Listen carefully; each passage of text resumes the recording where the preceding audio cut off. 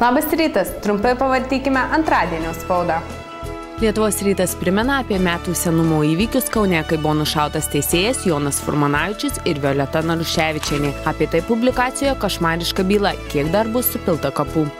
Dar vienas rašinys Lietuvos ryte. Iš Rusijos skrieja grėsmingi perspėjimai. Maskva prabilo apie sankcijas augalinės kilmės produktų tiekėjams iš Lietuvos. Rusijos atstovams nerimą kelia tai, kad iš Lietuvos pakliuvo produktų, kurių užterštumas pesticidais, nitritais ir nitratais viršija normą.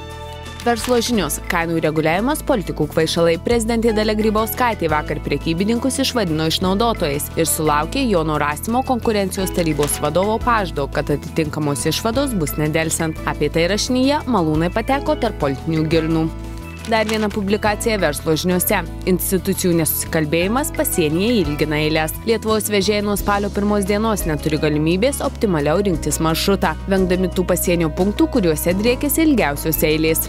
Respublika rašo, šiandien pasiryžę steigti dokumentus dėl bendrovių Star One Airlines ir Star Holidays bankroto, šių įmonių vadovas šviesą tunelio gale mato Kinijoje. Apie tai skaitykite publikacijoje Kinai viliojami lietuviškų bankrotų.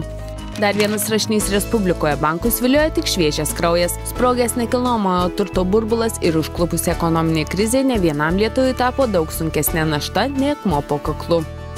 Šį kartą tiek. Darbingos jums dienos.